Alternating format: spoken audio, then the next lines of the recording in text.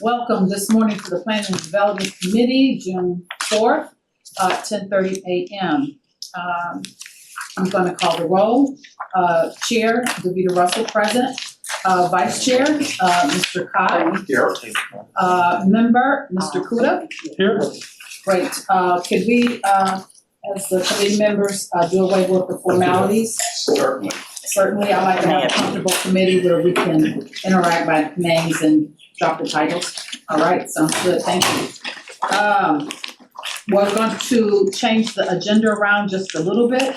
We have an ordinance that was referred to our committee, and I'm going to now turn the ordinance 109/2025, first reading, over to Ms. Knudsen. Canoodle. Canoodle. That's okay. That's okay. All good. All good. Okay, All sorry. good. So as you recall, the Park Synagogue site was rezoned by council to be an S2 zoning district. Their intent was always to have an S2 planned development there. And so part of that rezoning was them creating this S2 planned development, which the Planning Commission reviews and creates standards, which are the rules under which the development can get built or developed. And then the zoning regulation requires City Council then to approve the plan as well as the development standards. Now with development plans, as we know, that those are just areas of where development may occur or take place. So if you'll recall, there's a map that shows, sorry, I should probably get up and use my PowerPoint. There is a map where they show where potential development can take place. But let me just start. I wanted to give you just a little bit of review. Planning Commission did review this, create some standards which they sent forward to council to consider, and then that's why it's been referred to the Planning Development Committee for consideration. So just again, to remind you that the S2 plan development is being created to combine that sustainable development of maintaining that campus-like setting, so how to preserve the natural resources as well as that historic synagogue, and at the same time allow for development, because we need that balanced approach for this to be a viable community. So the zoning code says that the S2 development can include a combination of both uses that are in the multifamily 2 district as well as uses that are in the C2 commercial district. And so, and then it also establishes some specific standards that when you're in S2 development, you follow. So these are the specific standards that an S2 development allows. It allows you to have a maximum density of 58 units per acre. Again, this is what the zoning code says. You'll see that in our standards that are being proposed by Planning Commission. They can't go create standards that go above these, but they can create standards that are maybe less than what some of this is saying. Okay. So the front, rear, and side yard requirements can be varied in terms of the type of development that's going on, and the height of the proposed building is limited. So when it's next to an A, double A, or B, which is our residential districts, the height of the building is determined that it has to be no greater than 1.5 times the distance. There has to be 1.5 the height between the building and the property line. So if I have a 35-foot building, which is the height of a single family residence allowed to be, it would need to be 70 feet from the property line. Okay. And have that height, or would need to get a variance. And those are the standards that the S2 established. So these standards, allow for specific standards. So in our standards that the Planning Commission did, they've outlined specific standards, and we went through them, and that's why it's so detailed and long. But it does not preclude, sometimes it refers back to the zoning code for the full chapter, for example, the landscape chapter, or parking regulations. Okay. And the other thing to remember around the S2 plan development is that it requires the Planning Commission to receive, review, and approve any development that is going to take place. So as each of those development sites get designed and developed, those designed plans have to come back to Planning Commission for review. Each So time. each time, they have to review the uses, that would be in that building. They then would look at the building siting and the landscaping and the specifics that we typically think of when we're reviewing a specific project. Okay, And they would have to issue a conditional use permit permitting that development. okay, And that doesn't. that's good to know. And then, obviously, as with any development, a design of a new building or structure goes to our architecture board of review as per any other code. All of that, the conditional use would have to be issued prior to a building code being issued. Okay. So again, this is the development site, and I thought it would be helpful. I darkened the property lines because they were light and dashed, and so it was hard to see. So you'll see that there's parcel A, which is closest to Mayfield Road, parcel B, which is the historic temple, and then parcel C, which is closer to the Euclid Heights Boulevard. Another map that is included because it's important, because this influenced where those development areas could take place. So again, this is where I talked about in a plan, a development plan, we're showing areas that could be developed. It's not showing the exact footprint of the building, because that footprint will get designed when they're ready to develop that site. So that's why the rules had to be so specific about where and how things move forward.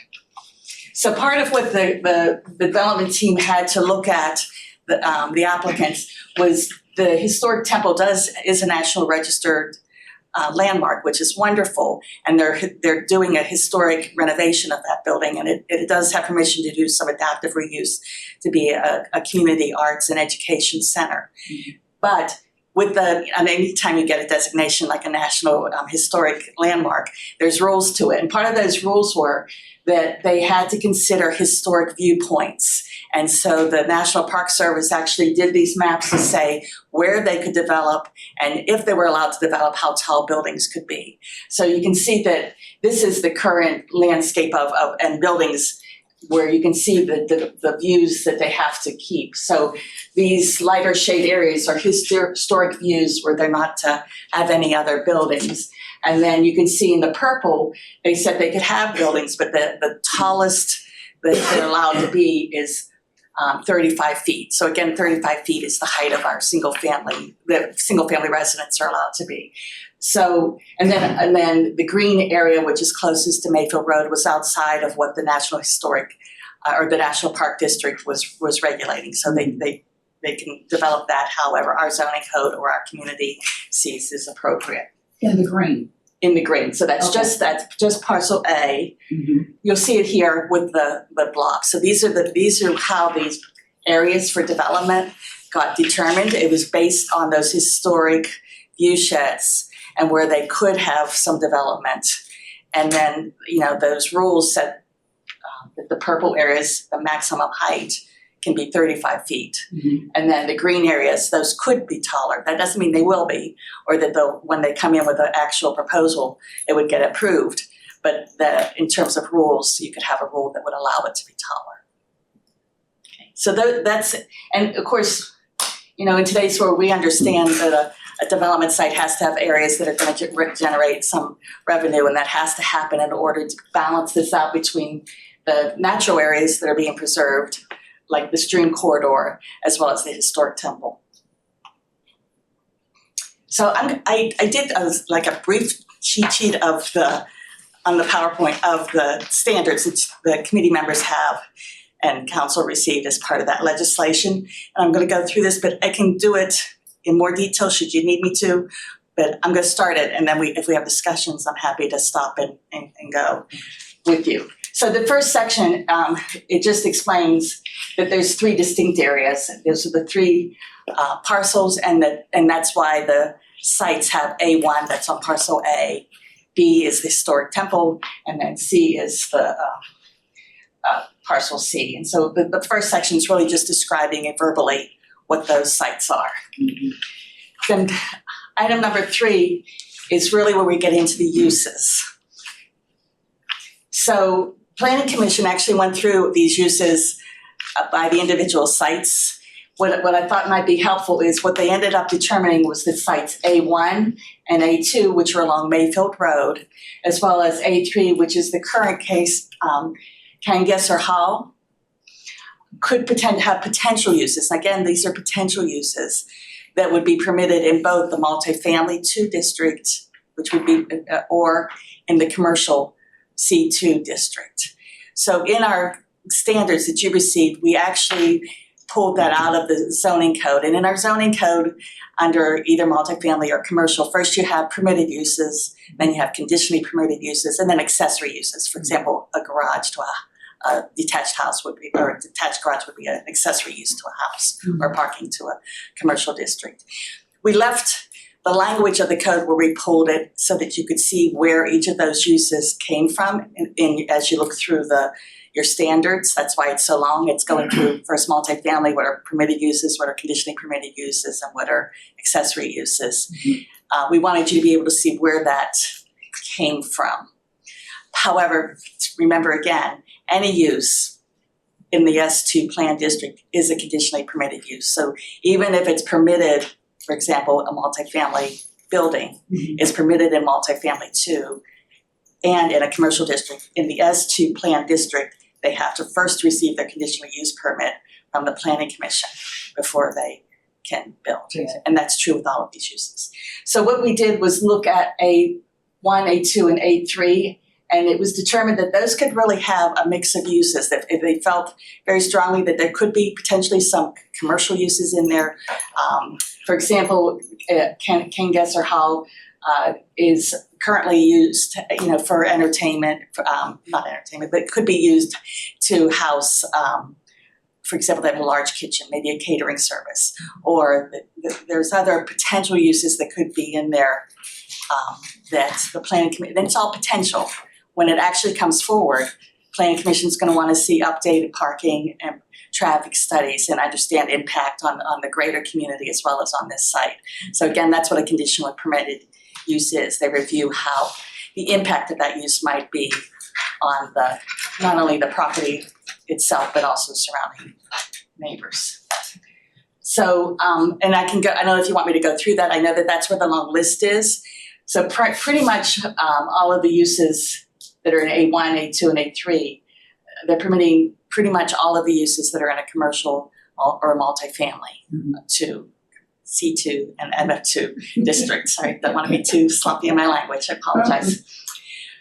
A4, which is a smaller site up here, they looked at that and they felt like it was appropriate for housing, so it would only be multifamily 2, which would be multiple dwelling units, and that it could have some of the conditionally permitted uses that are associated and accessory uses that are in a multifamily district. And then that's true for the C. I'm going to jump over to C. Oh, wait. I forgot. Oh, and the mikveh, because we always get questions about the mikveh. The mikveh already has a conditional use to continue operation as a mikveh, and you can see it's on the map, and so it's a freestanding use and can remain as the mikveh. Where's the mikveh? It's right, if you see, it's right here next, it's tucked in. Oh, So that's the yeah. existing mikveh. okay.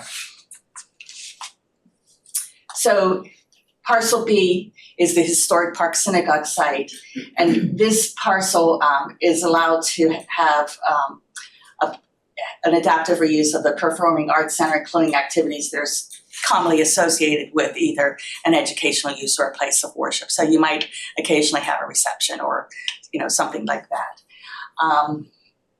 And in addition, it's allowed to have multi-family dwellings and MF2 conditionally permitted uses and accessory uses. And the reason why we added that is because there's this school wing. And in the future, there may be the possibility that rather than it remaining classrooms, they may want to redevelop it, as we've seen in other schools, as a housing option. So we were trying to build in flexibility because you remember, once this plan's approved by council, that's the plan. Should they come back and say, you know what, we need to do something that's not permitted, it would have to reopen the whole plan and the whole process would start again. So they would first have to get reviewed by planning commission and have it sent back to council for final approval. So we were trying to be flexible in terms of potential uses, knowing the planning commission has that responsibility of looking at the precise use when it comes forward. Mm-hmm. So, this is almost like creating a zoning code specific to this site.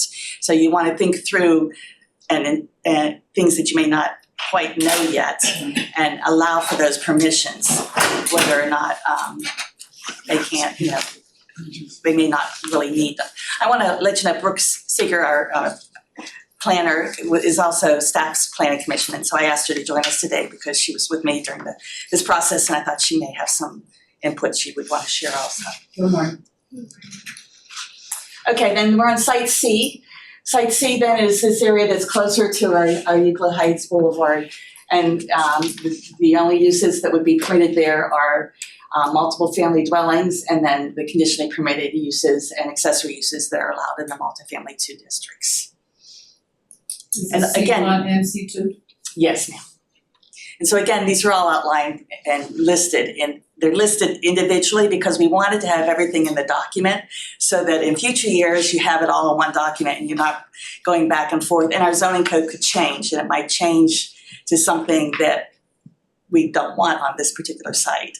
So this site's rules are going to stay in place as they are, if it's spelled out precisely.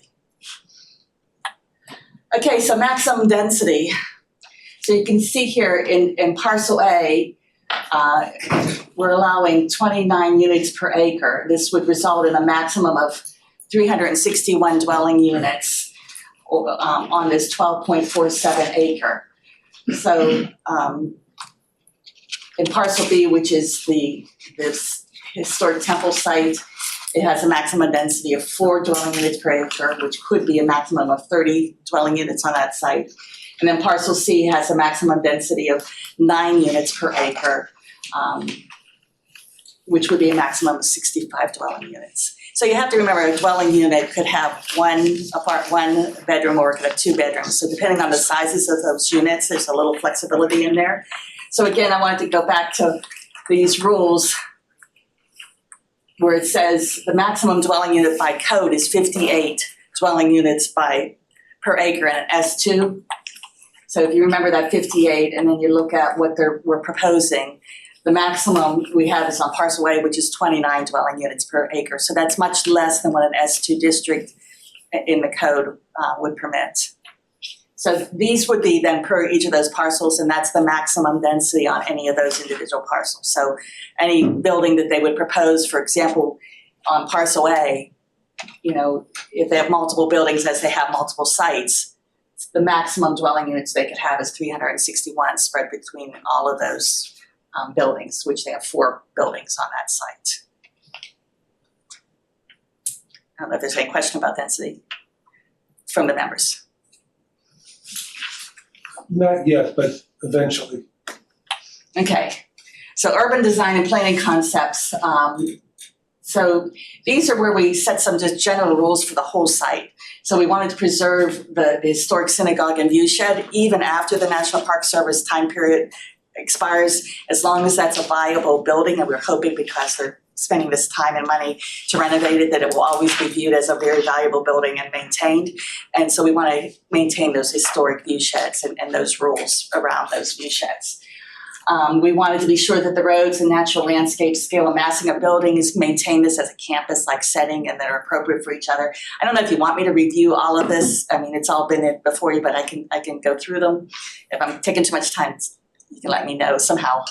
Of course, we want it to be a safe experience for pedestrians and bicyclists and motorists, and that we wanted to connect with our surrounding neighborhoods and community. We wanted the buildings along Mayfield Road to be positioned to serve as a gateway to the campus. This was important, and we spent a lot of time talking about this, that we wanted to be sure that those Mayfield Road properties address both Mayfield Road as well as the campus. We didn't want the back of the building being along Mayfield Road and it to look like the back of the building. We wanted them to. That's why we called out some of the transition frontage that's in our C2X, where it talks about different ways you can approach and have private and public spaces as you get closer to the right-of-way, so that it feels very comfortable to somebody walking along the sidewalks on Mayfield. We wanted it to be That's what I was gonna ask you. With this project, will there be quite a few areas for public spaces? this is a private development, and so currently they're viewing that as a private development. We did include later where we talk about trails and pathways, we're hoping that at some point they will have the funds to create some trails and walkways, and that should that happen, we want the ability for the planning commission to review those trails without reopening the whole plan. Is there any talk of having any of those spaces for public use? I Even think though that it's there's some private? discussion, but I think it has to do with whether or not there's funding available for the trails. Okay. Sorry, and I thought someone was gonna be here, but maybe they weren't able to attend. So we wanted outdoor spaces to be designed with amenities and playscapes, and art features. We want to be sure that parking areas and drive lanes are appropriately screened with landscaping or fencing, to limit vehicle lights that may shine onto the neighboring, residential properties that surround this. Of course, the building should be designed to complement the historic synagogue. The S2 development will follow the C2 minimum yard requirements and principal use regulations. So now we got into calling out exactly what setbacks they need to follow, because when the S2 plan development says it can follow either multifamily or commercial, we need to say what are they supposed to be following. Mm-hmm. So this is where it's calling those out. So, and then also that the multiple development townhomes and multiple family will follow the C2 district regulations. Let me just let you know that I'm one of the owners of the project, David Cron with Sustainable Community Associates. Good morning. Welcome. I just wanted you to know he was in the room should you have anything specific about that. So then we talk about parking and loading, where that should take place. This is pretty typical for all large developments. We want to be sure that there's adequate parking and there's places for loading and unloading. All of this is with the intent of preserving the integrity of the adjacent properties, but making sure this is a functioning site. I don't know if there's anything specific. We do call out that we want to make sure there's an adequate. They have done a parking traffic study as well as a parking demand study, and what we've suggested is that periodically that may need to be updated, or planning commission may need to require, like if they're coming in with a use that we feel is more intense than what the parking study or the traffic study had originally looked at, that they would be asked to redo that study so that planning commission would have data regarding the use that's being proposed to review and understand potential impact. Okay. So we tried to build in, some of those safeguards to make sure that planning commission would have all the tools they would need to completely understand the project as it moves forward and is designed specifically. Any questions from the committee? No. Okay, but keep going then. Vehicular circulation, so we said that the campus main entry and exit should be off of Mayfield Road. There is a secondary drive that's on Euclid Boulevard, which will remain, but we wanted to make sure that as they think through this plan, that they think about Mayfield Road as being the main entry and exit out of the site. We wanted, the private roads on the approved plan shall be maintained and managed to allow continued use of the Warner. But currently, those streets are used and walked by people and on bicycles. And in talking with the developers, they intend that ability to continue. So we wanted to make sure that as they're designing this, that we make sure that that can continue, and that they would appropriately sign it in terms of if they need to for speed, for example. And we want to be sure that any roads are designed and maintained and constructed so that our emergency vehicles obviously can have access to them. And I can assure you the developer would like that too. So then we talk about pedestrian circulation. Again, we know that we want to be sure that that circulation exists. Each phase of the development we have a new section, a relatively new section of our zoning code about installing sidewalks on new developments. So they need to, as they're developing, make sure that they're maintaining that, while we're recognizing that there's currently a network that uses that roadway to connect some of those development sites. So you can see D is where I was talking about that we know the community desires public access to the site, which may include trails and walking paths. The addition of public walking trails and paths shall not be considered a major change to the approved development plan, meaning that we don't have to reopen the plan and start this whole process over again to add trailways, should they find that they have the ability to create them. and actually E then is part of D, sorry, that is me doing my typing here. It does require that the zoning administrator would approve this plan and then report it back to both planning commission and city council that the trails have been developed and where they are, should that occur.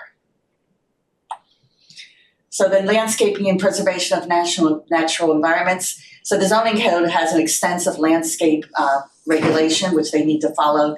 Here we just kind of highlighted and underscored some of those rules about tree preservation. We wanted to be sure that any new development along residential property utilizes landscaping to make sure to lower that impact, especially about light and pollution, trees. We wanted to be sure the existing character along Mayfield Road is respected. There's trees along Mayfield Road in that area, and so we wanted to be sure there's landscaping and trees as well as those gateway buildings. We want to be sure the Dugway Brook riparian corridor is maintained in an ecologically healthy way. I'm going to keep going. Stormwater management, at a minimum, we want them to follow, of course, our rules and regulations, and we'd love for them to incorporate any innovative and current best practices for stormwater management. Our lighting is also specified in our zoning code, and so light cannot glare or shine directly into adjacent properties. But again, we just underscored some of that here so that we know we're taking a look at it. Signage, the campus should develop a unified sign package for the entire campus. The size, location, and placement of the signs are regulated by the zoning code. And the type of sign shall follow the commercial identification standards. Again, that's because your zoning code and often talks about what you're allowed to do in one district versus another. And so we've needed to call out one section that we would use those rules in developing the plan, and that would be what we would use in terms of evaluating it. Okay. How much more? Sustainability, I don't need to say too much about. This is the typical, this is exactly out of our zoning code. We look at this for all of our development sites. We just dumped it in here to remind them. And then phasing, this is required by the S2. So a bond or escrow agreement per the zoning code section has to be established. Each building phase must be reviewed, approved, and receive a conditional use permit from the planning commission. And each phase shall include a landscape and parking plan to be approved by the zoning administrator before the building permit is issued. That's really it in a nutshell. That's the site plan, the S2 development plan as attached to your legislation. I can answer questions, and as I said, Brooke and David are both here also, should they want to chime in. I'm going to ask my colleagues if they have any questions. No, thank you for a very informative presentation. So I guess what I wanna know is what the planning department's vision, I mean, I realize this is a private development, but with an S2, there's a lot that could go on. I see a possibility of 1,000 new residents here. And then once you get to that type of density, then you're looking at, some of these, a possible justification for, dorms, fraternities, sororities. I'm looking at all this restaurant, bar, tavern, nightclub, industrial design, hotels.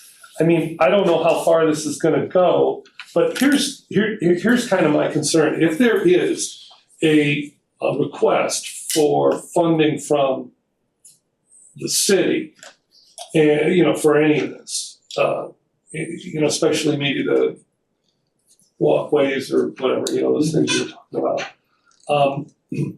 There's always a kind of push and pull on that, which is in every project. But to me,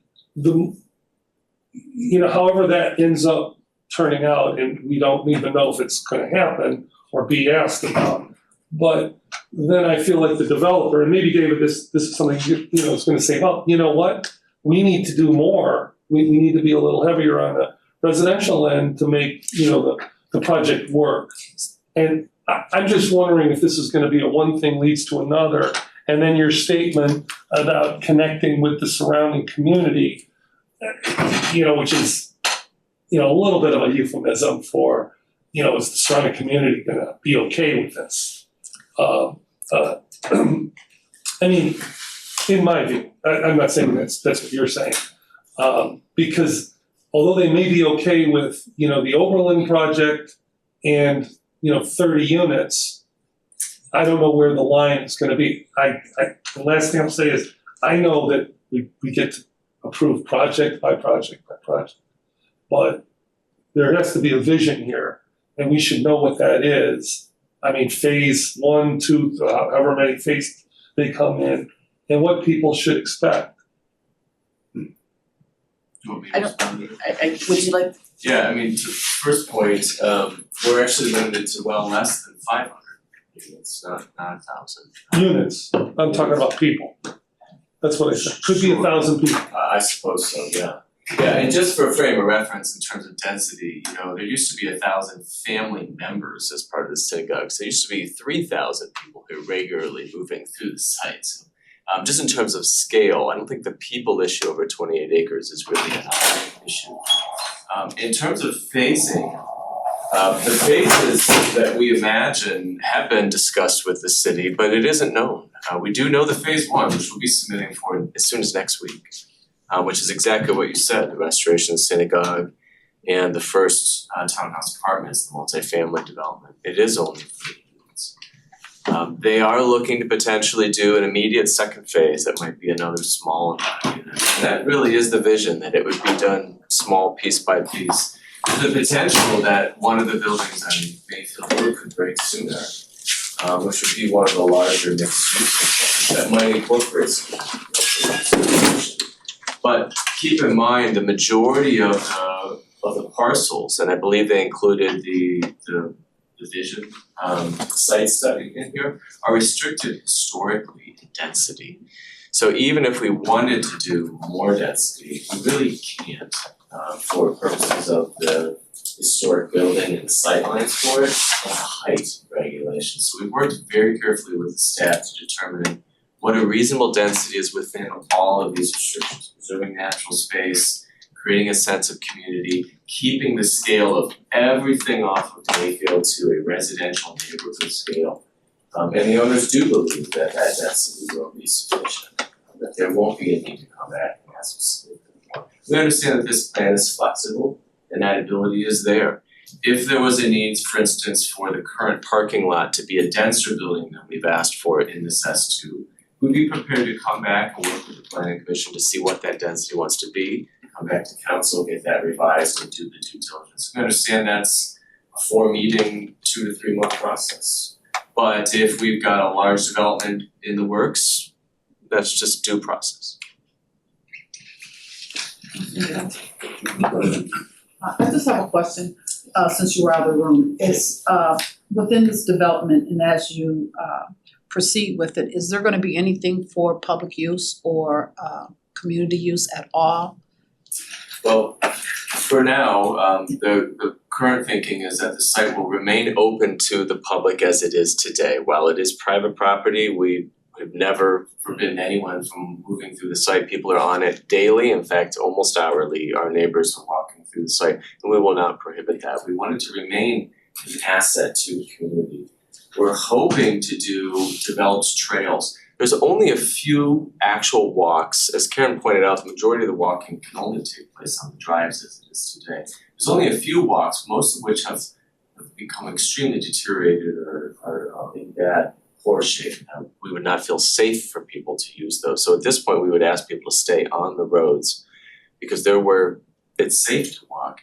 Of course, there's a few sidewalks immediately around the building, but that doesn't get you very far. It's not experiencing the nature you want to experience, which is along the ravine and such.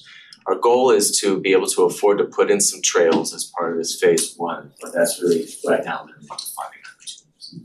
And as you, progress, what about, indoor space that community can use? Yeah, so I mean, when you talk about community, I'm not sure what you have in mind for that.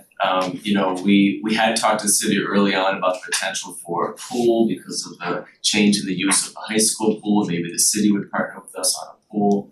Of course, you have your community center just down the street for physical activities. We are retaining the daycare, which is a really important community asset.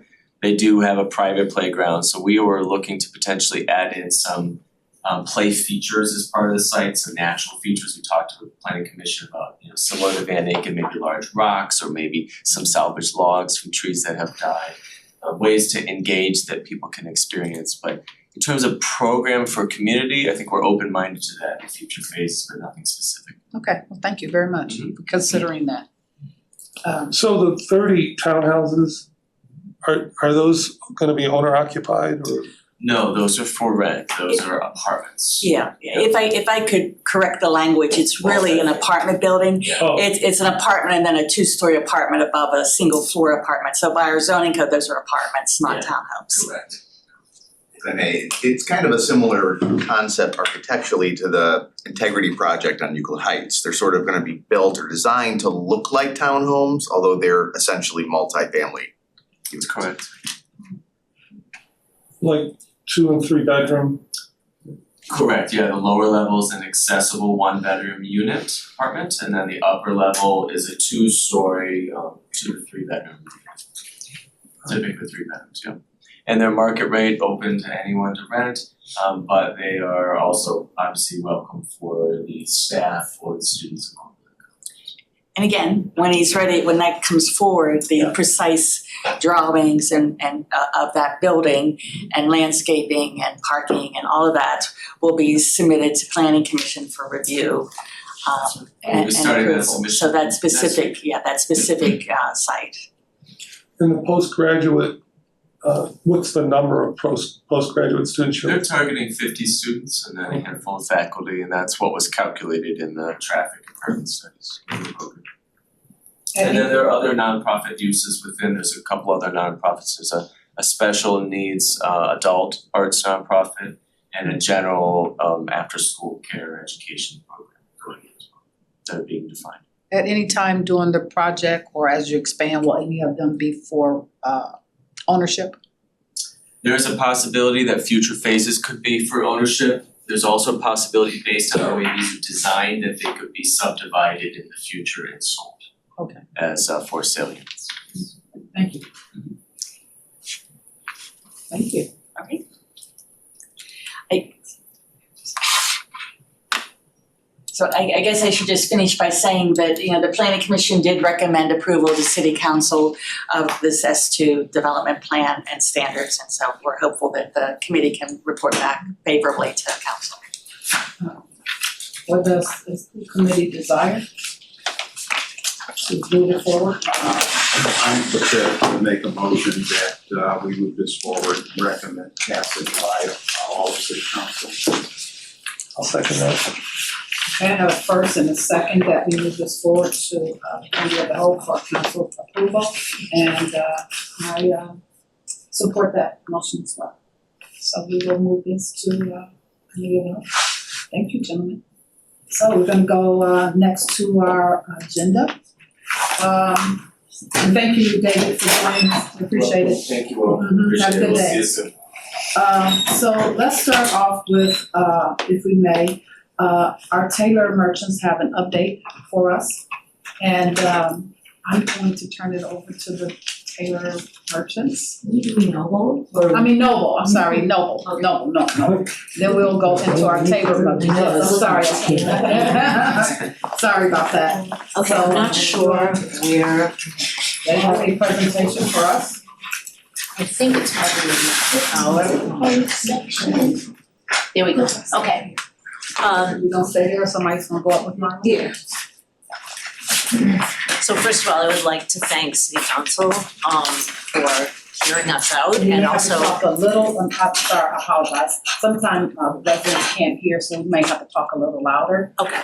So just let me give an overview.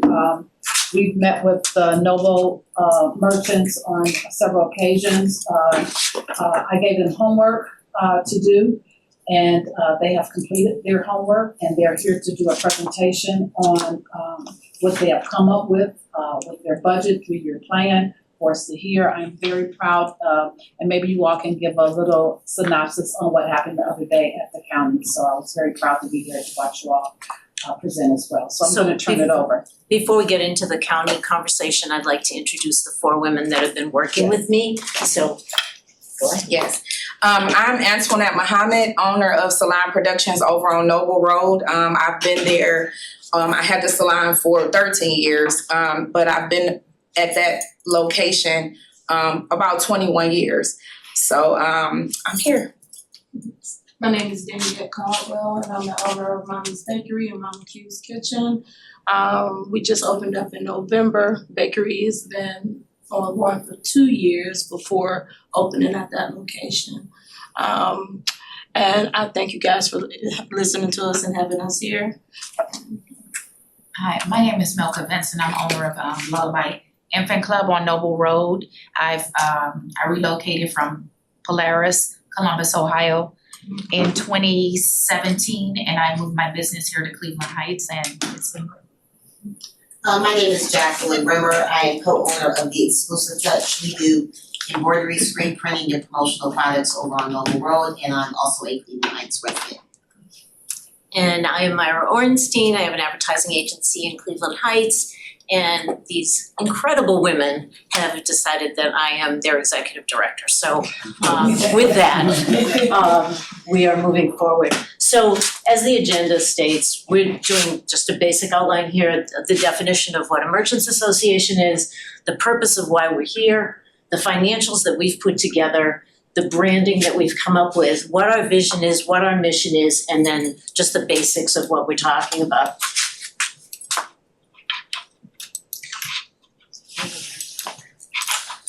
Oops.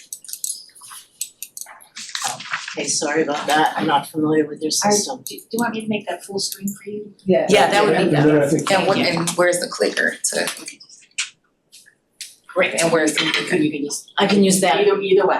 Okay. Okay. All right, Great. good. Okay, so there's been some questions when I first came into this committee about the difference between a merchants association and a SID. And so we wanted to clarify, we are not talking about a SID here, which would involve the building owners. This is specifically about the merchants and creating a community for these merchants and creating an overall concept for the district. So the merchants came up with the name Noble Area Business Association. That's a mouthful. And so as an advertising person, I thought it's just too much to market. So we are redefining Noble as NABA. And we're basing this on the concept of, if you think of New York, there's NoHo, there's Soho, and now we're hoping that Noble will be NABA, which will be this exciting new district with a lot of things happening. So when we talk about NABA during the course of this PowerPoint, I hope you understand it is the Noble district, but we're not going to refer to it specifically as Noble. So what we want to do is strengthen the commercial corridor by uniting the local businesses. Right now, there are breaks in Noble for where the merchants are, and the merchant mix is pretty homogeneous. It's primarily barbershops, hair salons, nail salons, a couple of tattoo parlors. So when we're talking about increasing foot traffic, those alone cannot increase foot traffic. So we're going to talk about how we want to enhance the merchant mix so that we get more people to Noble. So let's talk about where we are right now with Noble. Noble has kind of been overlooked by the city. I think everybody would agree to that. In comparison to the three SIDs that are on the western part of the district, Noble as the eastern part has been overlooked slightly, and so, well, more than slightly. So we've got vacant storefronts, we've got a lack of merchant mix. There's an unattended green space. A lot of people, especially on the west side of Cleveland Heights and surrounding communities, look at this as an unsafe area. There's a lack of foot traffic for the reasons I just explained, and there's no marketing, promotion, or branding for the district at all. So I'm gonna get into the financials, but I also wanted to tell the city council people, I do have this on a larger format, and I can hand out copies of the budget as we progress. What we're looking at is a total of $470,000 plus for 2 years. Now, originally, we put together a 3-year plan, and you'll see what the budget is. The reason that we're coming up with this as a 2-year plan, we felt it was excessive to go with 3 as the ask. But in 2, what we're planning was if you could support us for 1 year and then have us start beginning to charge dues on the 2nd year. And these 4 women actually walked the district, talked to the other merchants, and came up with the idea of charging $1,000 per merchant per year, which we would put through a Zelle account or something similar that people would be paying on a regular basis. So it would be an automatic monthly payment. So it wouldn't be one bulk payment that would be excessive for any merchant. So we're looking at the fact that even though we are asking for funding on year 2, that year 2 would be supplemented by potentially 80 merchants, which is the maximum number. We're figuring it would be like 40 to 50. We're not looking at this thinking that everybody will want to participate in the Merchants Association. But what we're hoping is that if we get 50% to start, that at least when people see things are happening, we'll potentially increase that number as time goes on. We were working with Future Heights as our fiscal agent because right now we have no funds. We had no money at all. And so we approached the county, and we want to thank Councilwoman Russell for introducing us to the county for ARPA funds amounting to $10,000. And what she referenced at the beginning was that we did meet with the county and had a very warm welcome, and they were receptive to what we're doing and are planning to go into second read for a $10,000 grant, which will give us startup funds to hire an attorney, CPA, start the branding, do the basics, so that we can at least get this started and start going after grant money. So this is the budget, and again, we can go through this at the end of the presentation, and I do have copies of this, so you don't have to look so closely. I've got copies, and I'll pass them out at the end of this. Okay, so here's where we're at right now in terms of financials. So we went to the county, and things look good. We're in second read. We've got to do 3 reads because of ARPA funds, and so we already have talked to them. That money would go to Kickstart. The second part of it is we hope that we're getting support from Cleveland Heights that will help fund us. And then the third is that we would immediately start going after grants. Actually, we would go after grants as soon as we get the 501c3 legislation through. So we're hoping for that. We can't do anything until we incorporate and get that 501c3. We would continue to have to work with Future Heights. We do not want to be so dependent on them as we are right now. So the county ARPA funds would specifically be earmarked for startup purposes. And I'm going to let you talk a little bit about about the board of directors and how you got started with that. So why don't you take that part? Okay, so we, us four, we've gotten together, on Noble. We walked up and down the street. We made phone calls. We had a merchants meeting and brought in different business owners. And we decided that, us four would take on to be the executive, the vice, the president, treasurer, and secretary. So we've been working together for a while now, having meetings and, Zoom meetings and everything, trying to pull this thing together. So that's pretty much what we've been doing. We've been working very, very hard. I will attest to that. They are amazing. Working very hard. So right now they have an executive committee in charge, which will be the executive branch of the board. And they're anticipating bringing on another 10 to 12 people as part of their board of directors, which will be a compilation of merchants from the area, hopefully a representative from a bank, some of the building owners, and anybody else that we feel would be appropriate to help grow this initiative. Okay, so the last line is, to be clear, everything is on hold until we get the county support. And the county is saying that they're trying to expedite this, so we're hoping that'll happen soon. So there are 80 merchants, 80 or so, that are in the district, and we're hoping to bring as many together as possible. Understand, this is a totally new concept for Noble, and so it means that we have to sell it with each merchant. So what's been amazing that these 4 women have done is that they have actually walked and talked to the merchants that are next to them and up the street from them and just tried to convince them of the importance of making this happen. I said we have a 3-year budget. The ARPA funds are needed for the C Corp, and when I'm talking about basics that are needed, we obviously have to hire an attorney to get the C Corp going. We want to hire a CPA. The marketing person would be my team. And then we also are talking about a beautification program so that the landscaping of the district matches what's happening in the rest of Cleveland Heights. So let's talk about NABA as a district. So what we want to do is to unify and empower the merchants. That's the most important thing. We want to let them know there's a strategic concept behind this, that it's not something that's just thrown together, that it's something that the foundation is starting now, and we want to build on that foundation, and we want to make Noble a viable district for Cleveland Heights. And we want to serve commerce, we want to make things happen. So the final takeaways here, we need the ARPA funds from the county. We're creating this Merchants Association and we'll be building upon it, not just these 4 women, but also the whole group. And actually, the first thing that I heard from them when we left the county was, when are we holding our next merchant meeting? So they're already working on that. We're developing a beautification program, and I've already talked to one of the concepts that we came up with was doing a mural, a very professional mural. And so I've talked to the art director, the art teacher from Shaker Heights, who is friendly with the art teacher from Cleveland Heights High. They're friends with each other. And the one from Shaker is currently creating the album cover for Kid Cudi. And he is very interested in working with us to create a mural in this district, which then also gives us street cred.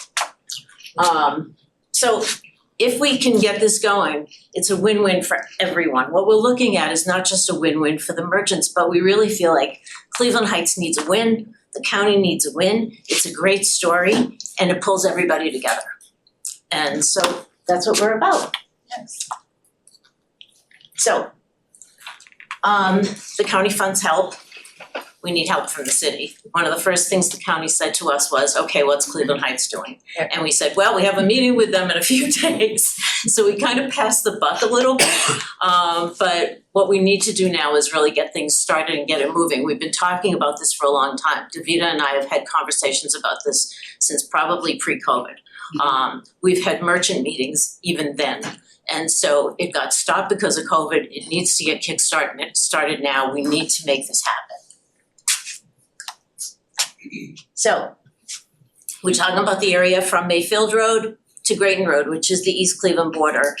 I am planning not only to stop, I don't want to stop at the East Cleveland border, I want to get to the people who are in the GE factory, which is not GE anymore, to talk to them about lighting, because we want to look at things like, how can we light up that whole district for the holidays? How can we get things going? Where are we going to get outside help for Noble, that it's not just going to be about Noble? So that's part of what the vision is. Could I just ask, so when Noble turns into Warrensville, are we still counting that as Noble? We're stopping right at Mayfield.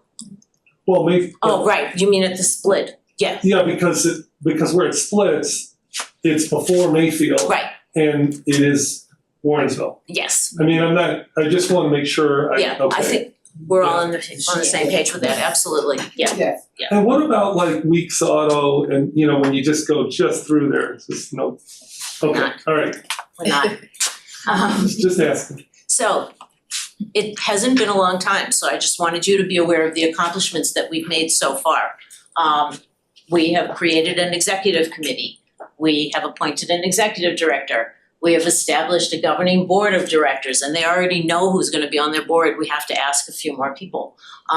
We've developed a comprehensive 3-year plan. We have provided a scope of work, which you have just seen.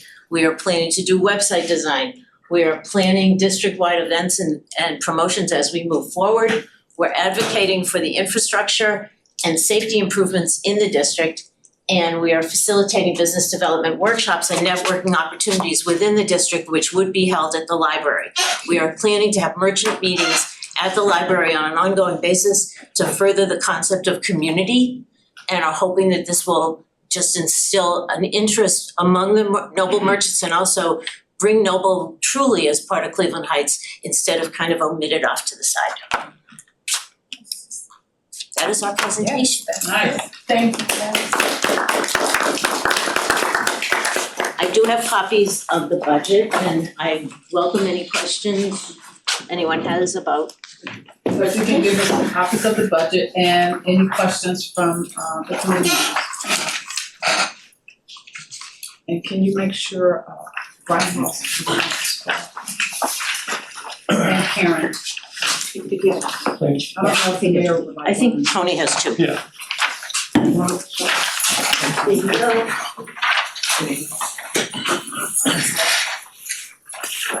There enough for the board meeting?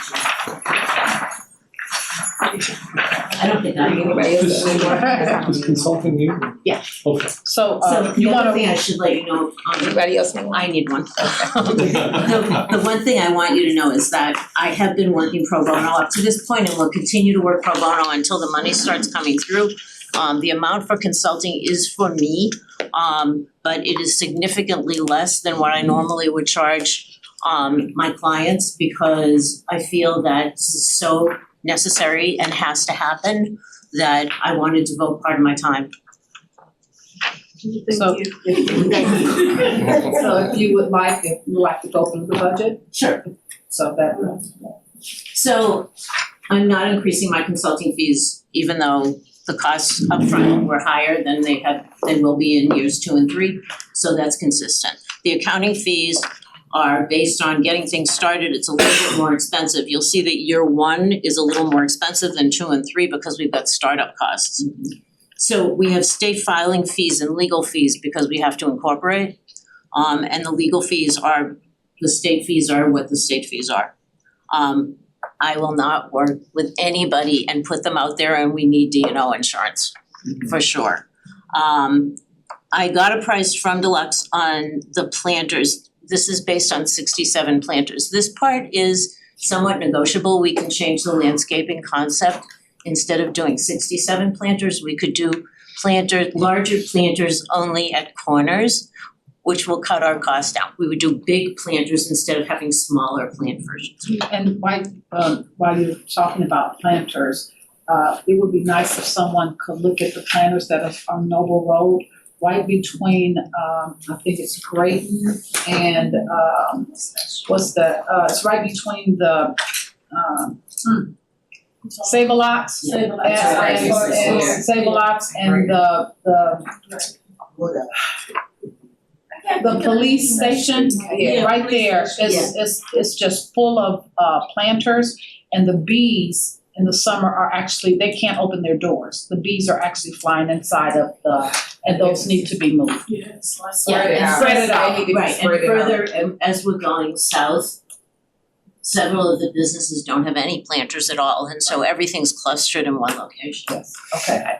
And I just wanted to remind all that we're actually having a study, and thank you to the ladies because they helped spread the word to look at streetscaping along Noble and create a unified district identity on it. And Calvin actually sits on our steering committee for the Taylor Road. But we definitely want to make sure that we're communicating well so that we have this vision that's unified. So I just wanted to say that while we were talking I about will, streetscaping. thank you. Great. So yeah, if you can note that those planners, because thank you. Okay, so we want to landscape Roanoke Park because we think that right now it's just in need of more attention.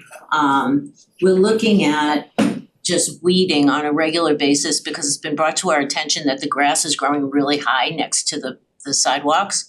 And so making sure that all of that is clean and looks appropriate is very important. It literally just came out, I wanna say the day before yesterday, the first time touching over by the police station.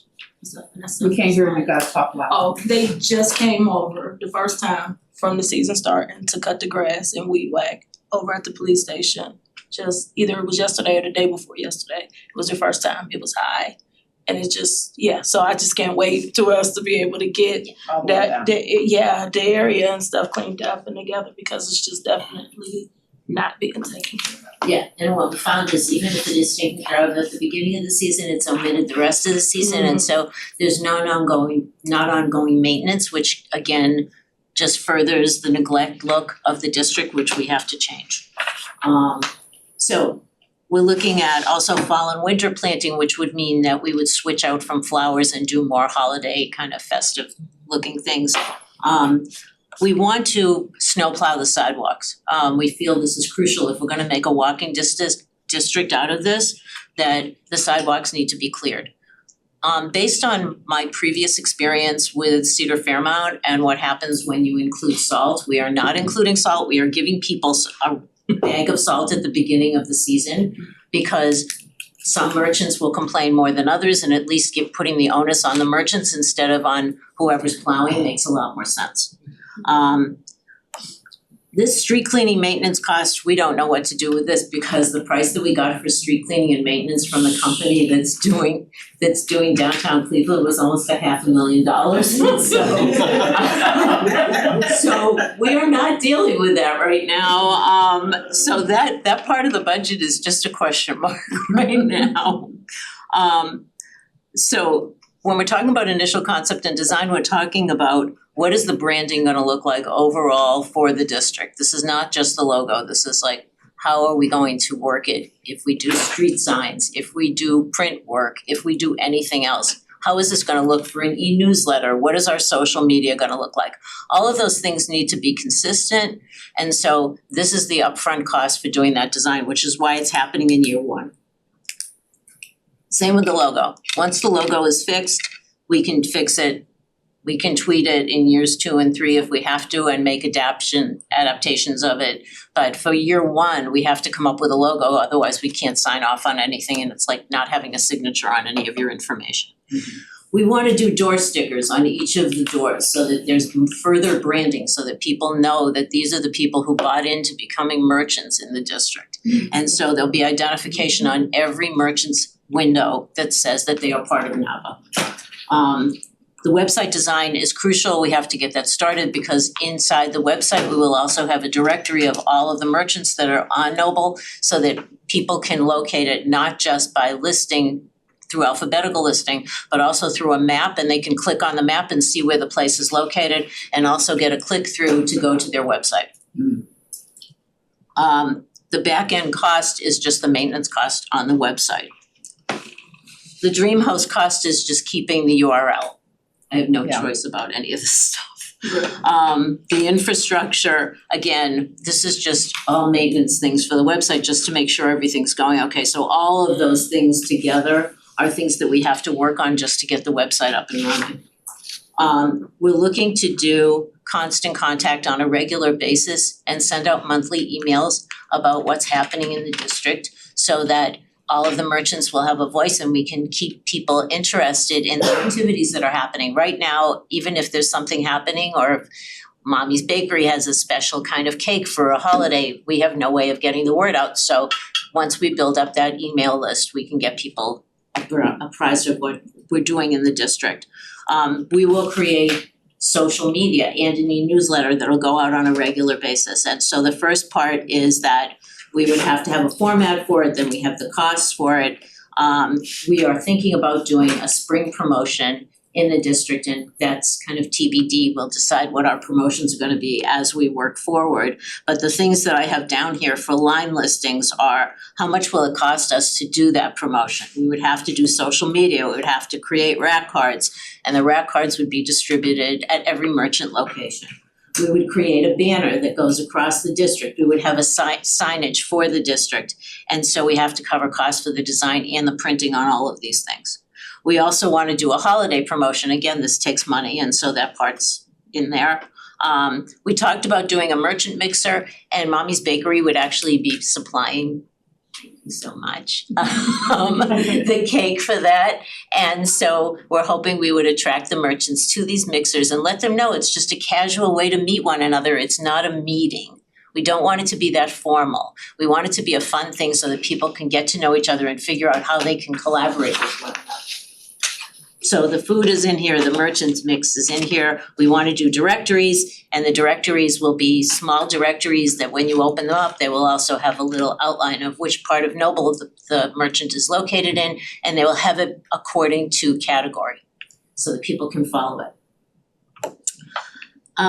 The advertising, again, we don't really know what our promotions are gonna be, but advertising for any of this is gonna cost money, and so we've estimated $5,000 because we're planning to do Google Ads, social media, and then also hand out information.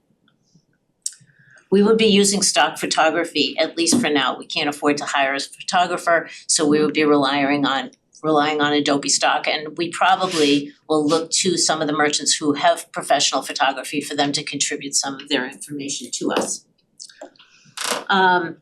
The illustration format is that we're hoping that we would create some kind of identifiable illustration to use on the website that would then be used, that we could use portions of it if we wanna make t-shirts or if we wanna do any kind of ad specialties, we would have all of that available. And that's one of those costs that we would look to every year to update. The mural design is $600, the painting is $35,000. Now, $35,000, at first when I talked to this person, I thought that's crazy, but they have to bring a team in and the paint's expensive. And when I mentioned that we could go after Sherwin-Williams for this, it turned out Sherwin-Williams does not create paint that works on walls like murals, which was news to me, but I have not given up and we are gonna find somebody to give us the paint. So that part's in there. This artist talent for summer and winter is, I wanna go after CAC grants, Cuyahoga Arts and Culture Grant, to do a summer promotion and potentially another promotion during the year. We have to hire professional artists, whether it's a band, which probably would be, or whoever's gonna be performing there, we need to have the money to pay them. So that's what's allocated there, and the rentals for the promotions are if we have to get a stage or if we have to get a sound system or any of those things, they're included. I know from working on the Coventry Street fairs that we have to pay the Cleveland Heights Police.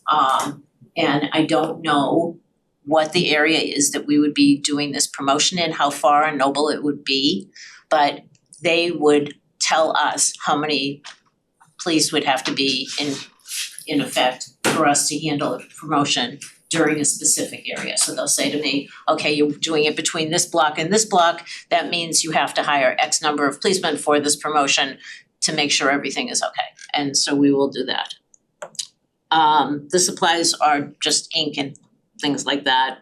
Postage, again, we're just line iteming them because we think that's important. The tote bag design, we wanna do a tote bag design based on what the illustration would be, and the tote bags themselves, the cost is broken down there. Same for t-shirts. We are thinking about doing wraparound utility boxes, but we have to find out how many utility boxes are actually in the district.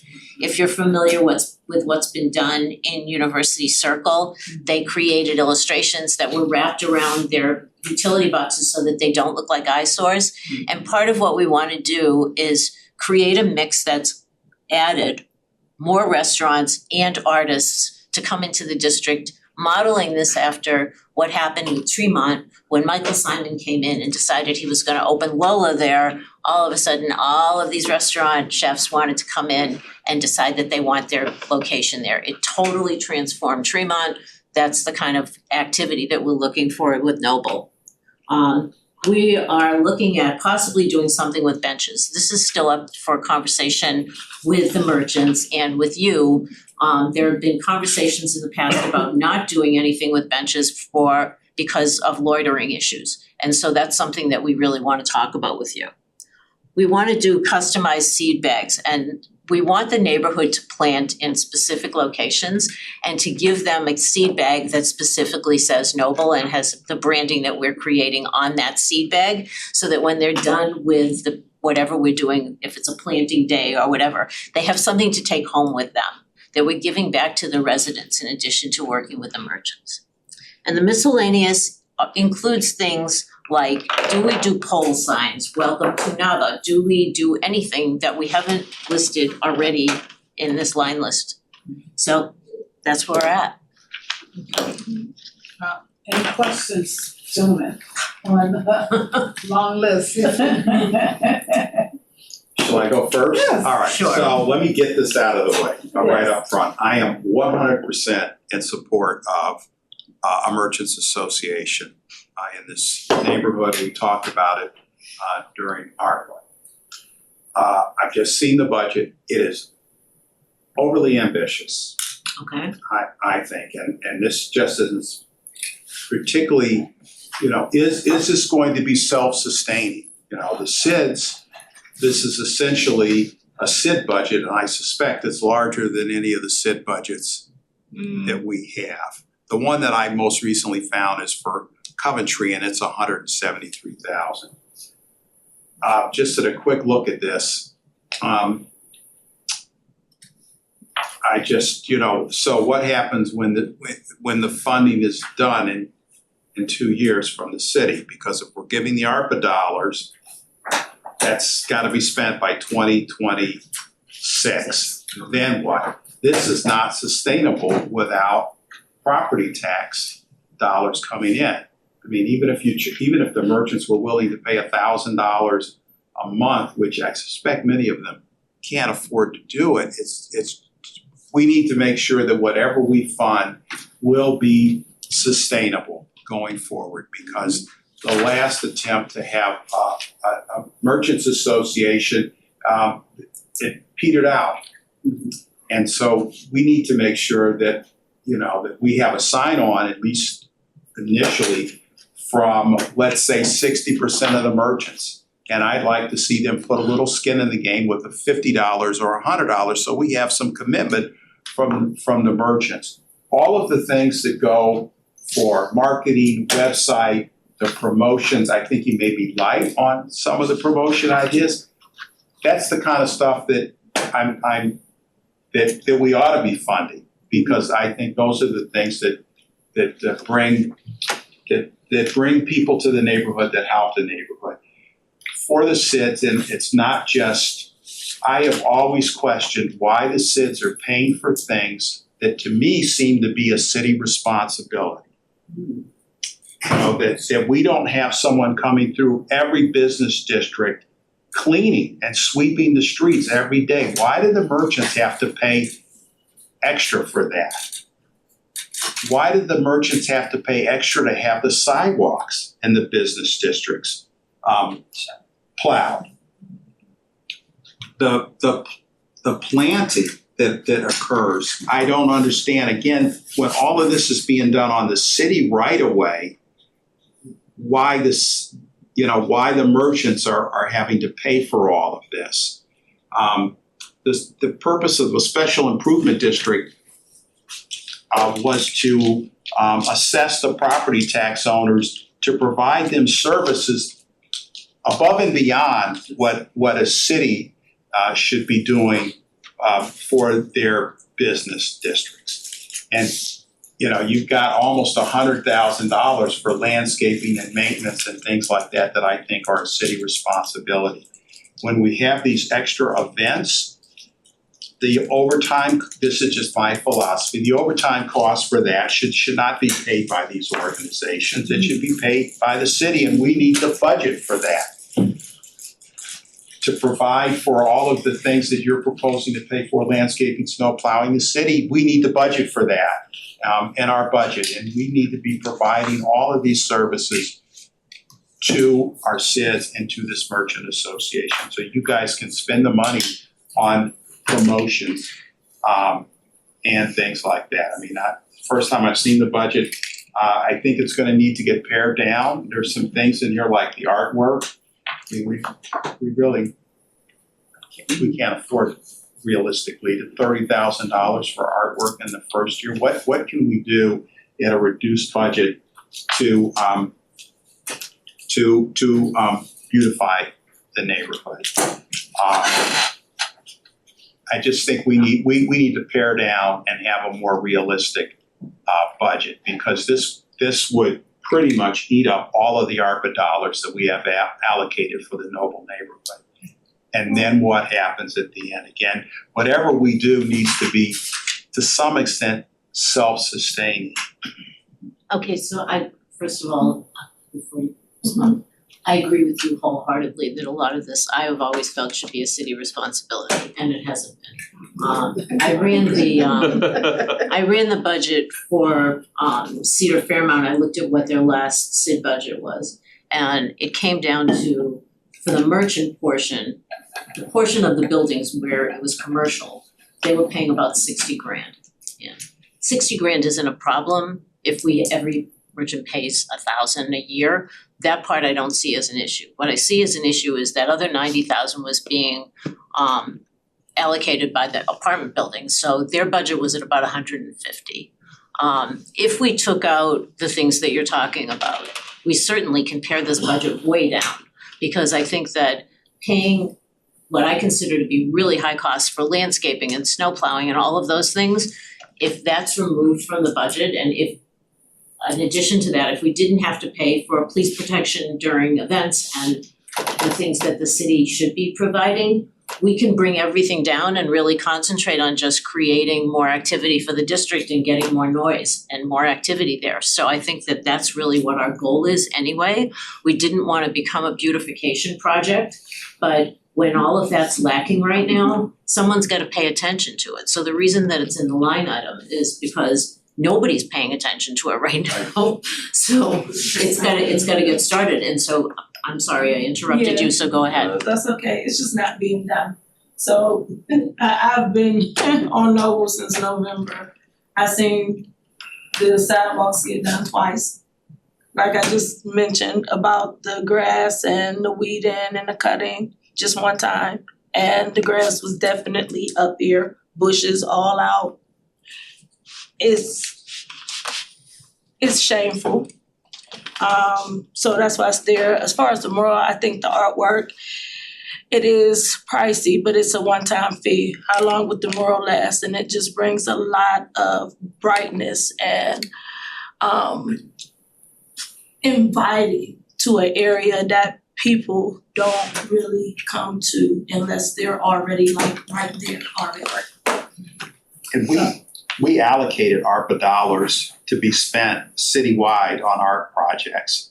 Has anyone from Heights Arts been in contact with you guys about installing some art? No, we don't get any contact from anybody, to be quite honest, so And it's that's- never included in anything. And this is the great thing about why you need a merchants association, so you are in the loop on this, and I have no problem that you gotta pay an executive director or a consultant.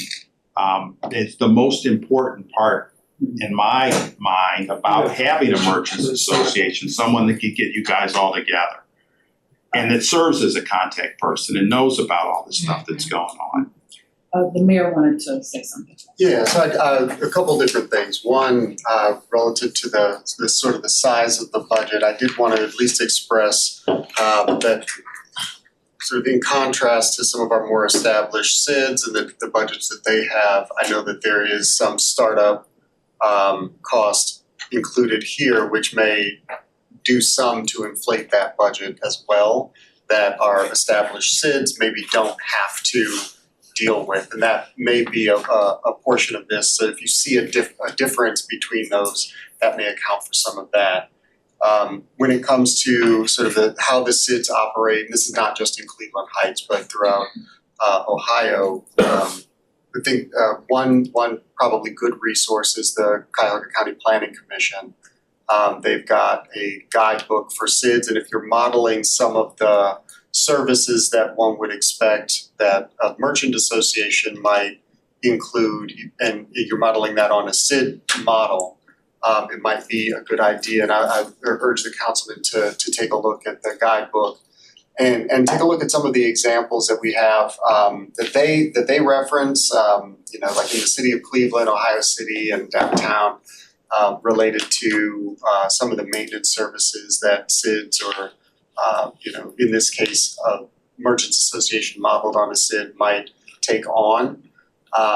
And it would include some of the things that you would expect, I think, without looking at these examples. Like for instance, you talk about plowing outside of the businesses on the sidewalk and that kind of thing. Sort of traditionally in Ohio, and until we make a change, most cities, the property owners that are adjacent to the sidewalk are responsible for plowing the sidewalk in front of, adjacent to their property. This is residential, this is commercial, it is throughout the city, throughout Ohio, basically, this is how cities operate. We can make a change deliberately if we wanted to. We would have to have some sort of reliable funding source for that additional service, and we've had some talk about that with sidewalks generally. And I've suggested the council take a look at a citywide assessment to deal with maintenance and those sorts of things of sidewalks. But until we make that change, that the sort of the traditional current legal aspect of maintaining sidewalks and that kind of thing continues. But that's the sort of thing that I think is important when you take a look at the other examples of SIDS.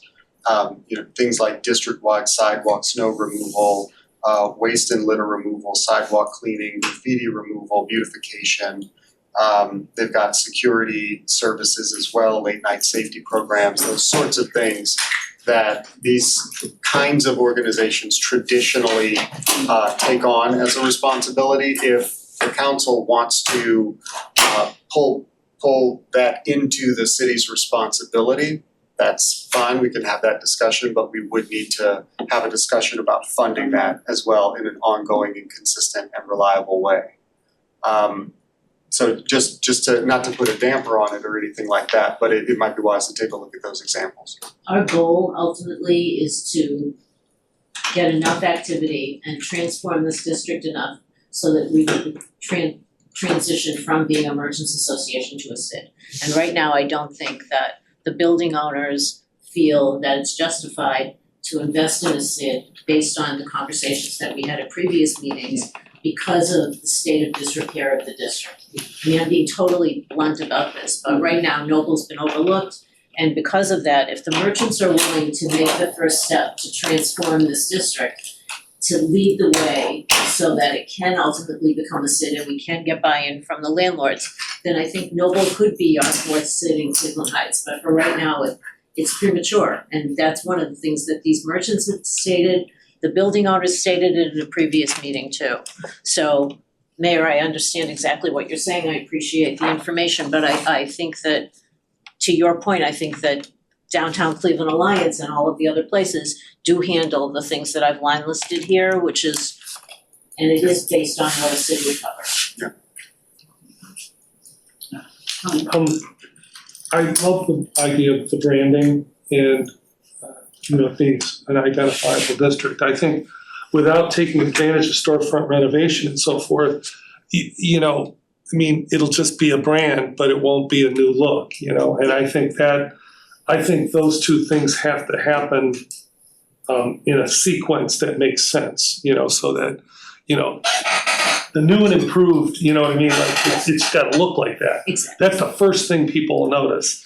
And hopefully people, will draw, that will draw in, the other businesses that are, that are missing, cause listen, we live there, and I'm just gonna be upfront. I go to Lee Road a lot and, Coventry and, I do a little bit in Noble, but not much, guilty, but I would love to see, that happen. On the ARPA funding, is the Community Investment Fund, what are we talking about? Which ARPA fund, are we talking about? I don't know. Well, I know we set aside funds, and I can't tell you exactly what you know what it is? Okay. All right, so for the Community Investment Fund in total, we allocated $1.4 million. Okay. 100,000 of that is for a development plan for Noble. 100,000 is for a development plan for Taylor. Then we have for programming, we have $500,000 for Noble, $500,000 for Taylor, and $200,000 for the other districts. So presumably, to fund this, you'd have $500,000. But then you're gonna take, to the extent we were gonna, I think we're still waiting to hear the details on it, the business assistance that was gonna be available to those merchants and people that lost money during COVID. We still haven't put any of that money out there yet. And that was 100,000. Well, No, a no, it million. wasn't. It was a million. It was, no, we just set aside 1.4. And that's the number that I told. So programming was envisioned to include the business assistance. Well, in the legislation, that million was set aside separately. Not based on what we ultimately voted on, which is what I just ran through. So you're saying there's 500,000 for Noble and Taylor? For each. So what, the 2 year? Years 470. 470? For 2 years. Right. Or over a 2 year period. Over It was 2 over a years. 2 year period. Got it, okay. And it may or may not even be that amount, and I believe most of everything comes there if the merchants are gonna pay the portions that we have set aside to pay, along with some things changing with city taking care of. However, you guys start maneuvering things to be done as far as landscaping and things of that nature, then that would take away from things coming into year 2 and 3. And also the city, part of the cost in here, the county's bringing in 10. And so we're knocking out 10 because of the legal fees and CPA and all those things will push your startup. So there are costs that will be broken out, and part of what I referenced in the PowerPoint was that the merchants in the second year are anticipating that they would start their dues kind of situation, so that would take away from what the bottom line budget is on here. And then the city is trying to do a streetscape for Noble, Correct. which would also help with some of the costs as well. So, Sorry, sorry. I know that Davina and I have been in touch with Jeremy McBride, who owns Comfort CLE, and he has plans to, is investigating opening up a coffee shop, a juice bar, and a sandwich bar. We are also talking with Abundance on Lee Road about possibly doing a restaurant. And so other conversations are taking place to increase the merchant mix, and to Tony's point, there is no place right now to gather. There's no place for them to feel like they can grab coffee and just hang out with other people. And so it's gotta become more of a destination. To a couple things on that note. We were unsuccessful, but we're undaunted, I guess. We worked with East Cleveland to submit an application for a business district revitalization plan from a grant from the County Planning Commission. We did not get the grant. It was a joint application for the Noble Nela Business District specifically. But we're gonna keep trying to get resources to get a revitalization plan done as well. That may be able to dovetail into this effort too. But then additionally, there is a plot of land. It's 2 parcels. It is technically in the city of East Cleveland, but it is owned by the city of Cleveland Heights. Some time ago, I was over there and, it was basically a dumping ground. So I had people come and clear it out, clear out some of the foliage as well, the overgrowth, and sort of block it off so that people would have a more difficult time, doing more dumping in that little area. I believe it used to be. I'm sorry? No. No, this is on Noble. It's on Noble. Oh, I know, okay. So this is a place that, it is my anticipation that I will create a park there, in collaboration with the city of East Cleveland. This is where we had our Arbor Day tree planting, not this year, but last year, with the mayor of East Cleveland at the time. So we are going to be working through that and creating sort of a place, at least in that business district. Not obviously that doesn't apply to the whole stretch of Noble, but in the Noble Nela Business District specifically, hopefully to create sort of that kind of place where somebody can, go get some food, and maybe they're not sitting inside, maybe they're going across the street to the park and sit down and have some food or some coffee or some tea or something like that. That's sort of a goal of mine and has been to take that couple parcels in East Cleveland and work with the city of East Cleveland to create a park there in that business district, potentially until that land can be developed for something else, depending on how the neighborhood and the business district wants to approach it once the park becomes established. But I have to run, I'm sorry.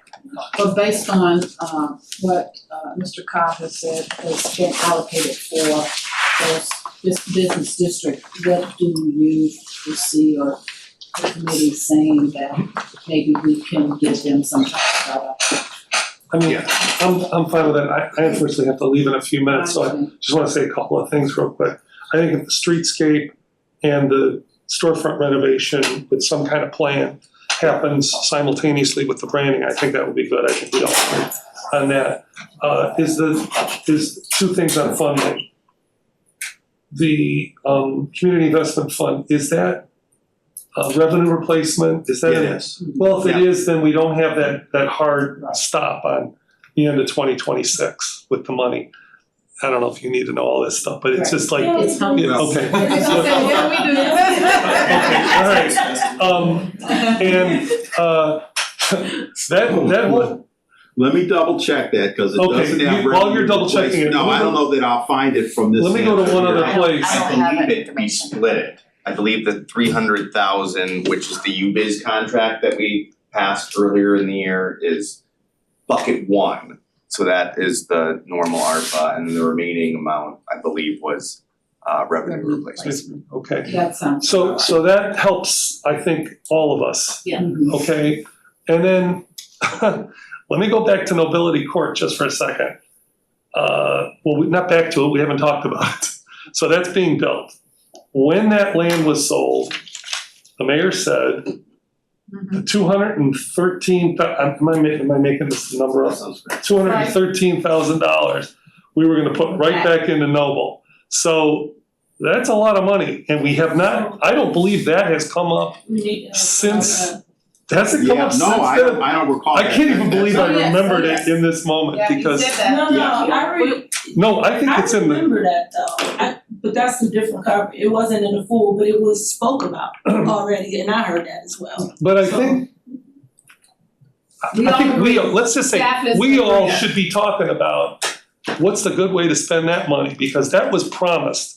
So that could be the initiation for the first year budget, and then we would only have to use only the 200.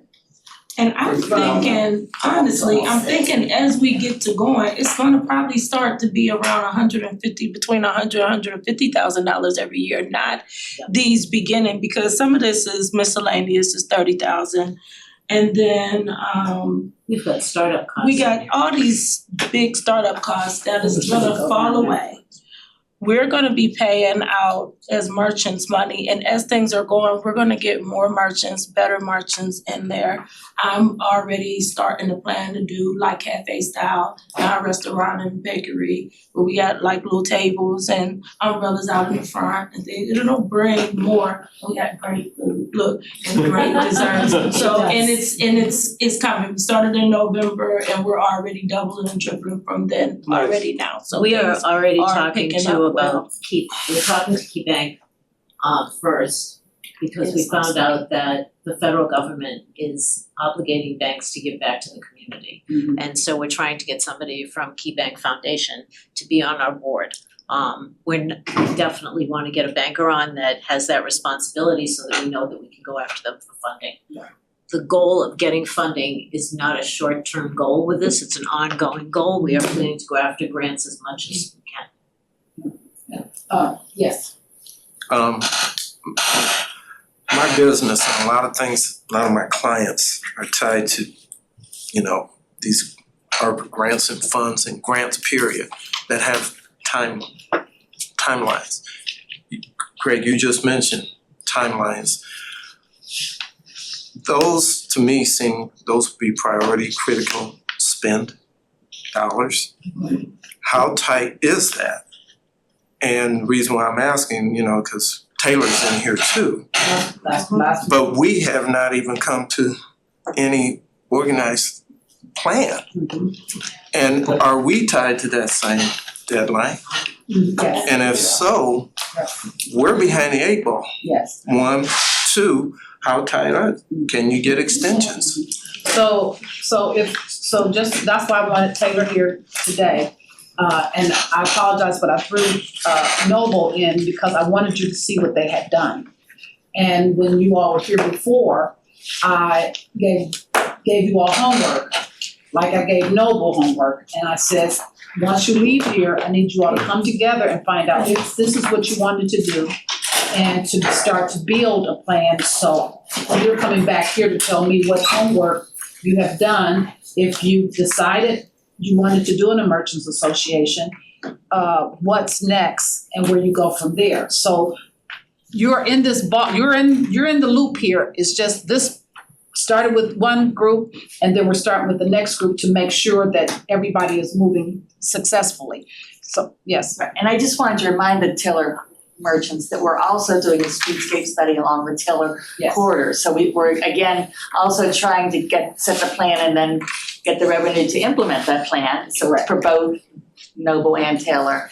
So we're just starting the process, we're just asking ideas about what you'd like to see and that type of information. So we hope that you'll help participate with us, and if there's a good contact in the Taylor Road that we should be reaching out to spread the word among the merchants, we'll be happy to. I know that our staff spent time walking up and down both districts, passing it out, and Noble was very helpful because you were organized and you had an email blast that you could send out to a lot of folks at home. But those are underway, those aren't finalized yet, so we want to continue that. We're also working on a gateway and wayfinding signage study, which would be great to, especially once you have some identifiable markers. Yeah. And I just think that this was gonna give Taylor an idea of what we're gonna be looking for from you. And then whatever budget that council may be wanting to spend for the Taylor would be the same budget for you all as well. But to my point. Yeah. I'm tied to time. You know, when you mention other budgets, other pockets of money and stuff like that, if they're not as time sensitive and critical, then that could go to year 3 or year 4. So if you're planning, you plan according to how that budget and that spend is has to be done. Right. So I'm hearing 2026. To the extent it's tied to ARPA, but what we need to do is Brian, if you can let us know how much of the allocations that we made would be available for the merchants associations, and then how much of that we would have to expend by 2026, that it wasn't revenue replacement. And I know we're running time, and then so you can go get funding. We need to make a commitment that we're going to provide, this will be the minimum amount of dollars that we'll provide to Noble, so you guys can get started and can, when you need to show the county, hey, the city is committed to doing this. And to the extent that we don't have the manpower or the equipment or the resources to get that neighborhood cleaned up, then we need to provide that money so it can get done with private contractors and make that start. And now what those dollar amounts are, I mean, I don't know, this is a good start, but I think you, Myra, you need to get with our administration and figure things out, and we need to get you in contact with Heights Arts, because we gave them a big chunk of money and they're supposed to be doing these art projects citywide. Do we know, have they been in contact with anyone about But I do know that they've been looking at the Noble area, so they may have some ideas and they may be similar, I don't know. Yeah, so it needs to be coordinated with, and we need to get an announcement out, that we've got a merchants association in that area. Overall, are the two of you on board in terms of what needs to be done with Noble, that something needs to be done with Noble? Oh, definitely. Heights Farms. Yeah, everyone is, but here's what I'm gonna need. I need you to get, out of these 80 merchants, I need you to get them to sign on. And if it's $25 or $50, and I know for some of them, $50 is a lot of money, but they gotta put a little skin in the game, and that shows us that there is some viability for having a merchants association. Okay. Are you four okay with that? Yeah, we already wrote that's it what I down. just, Welcome to working. And I'll leave it up to you guys to decide what you think is a reasonable amount. I just want a little bit of skin in the game to start out. No problem, I understand. We're good. Push it. That's just me. I'm only speaking for myself and not the 6 other I council have to members. But you're a say, piece of the puzzle. I have to say, I have never had a client that has been this thorough, this aggressive, and this invested Yeah. ever, and I've been in business a long time. They are an amazing group of women, so thank you very much. Although I do understand what you're saying about having the merchants put some skin in the game, I'm really not comfortable with asking them to give $25 or $50 to put their skin in the game, because I think they're a part of the city. I think we should be trying to help them, and I don't think we've ever asked a Sid or anyone else to do that. And so I just wanna put that out there, but I do understand what you're saying, because I think they're committed already to, even as merchants, to commit $1,000. So if they can commit $1,000 per year and maybe start collecting that like ASAP as a part of their, association fees? Association fees, that may help with what you're asking. They can, we I can think try that's a to lot of see. money for some people. Well, I'm not gonna say that. $1,000 a year. Yeah, $1,000 a year. That's $1,000 a year, so that's if like they, that $50 talking about Yeah. months, like. Yeah. It's not a deal that I They can was break it that's down too much into for me to. right. Yeah. But if they can start to advance that portion of their $1,000 that all the merchants has agreed to pay for and start getting things, I think that will show to use, they're serious. So the next question is, what commitment do you guys need from city council to go forward? You know, other than our saying yes, I mean, is there a dollar amount that you They think? wanna know how much Cleveland Heights is willing to give us to get our the association up and running. That's all they asked, was how much. So what do you think is So you want me to go back and rework the budget? a first ask from council, let's say for funding for a year, a first ask. I don't need the number right now, but when do you need to hear from council about how much we're gonna allocate? It very soon, because we don't know exactly when the county is gonna tell us to come back for that second read. And they're accelerating it so they can push it through. I think the Brian, first year, based on what the mayor said, I'm thinking maybe the first year budget would be something that we could start with. Yeah. I'm just saying, cause I mean, he did say that, they are not responsible, the city's not responsible for all that stuff. I mean, we certainly, after I talked to Rachel, about what Heights Arts is doing, we can revamp part of this budget and come back to you with a revised budget to some extent after I run it through them. And see where we're at with a year one budget based on your input. And then say, okay, this is what we'd like to get from the city. And then the second year budget, you can mark down the $213,000 that the mayor had. Yeah. And that will be part of. And also we have to take off, once you get signatures on a petition of which merchants specifically are saying yes and they will buy into this, then we'll know how much to deduct from year two. Okay, so I can come back with that too. And then maybe you can meet with, Yeah, and I think yeah, keeping in mind, thinking about the community investment fund, you know, wanting to do what needs to be done for this association, but at the same time, I think a significant chunk of the community investment fund was thought of as a tool to fund proactive business brick and mortar projects as well. So the more money we spend on the association, the less money there is to help support current or new businesses coming into the city. So it's kind of finding a balance there. Can you make a recommendation then not asking you to do it now, but once you've looked at that, what do you think we can realistically offer out from the ARPA dollars without hurting the other plans that you guys have in mind? Yeah, and I think we need to talk too because the purification program. absolutely. So if you can talk about maybe a 2-year plan. Yeah. With the city, because I think you're gonna need to go past a 1-year plan. Oh, I think so too. Yeah.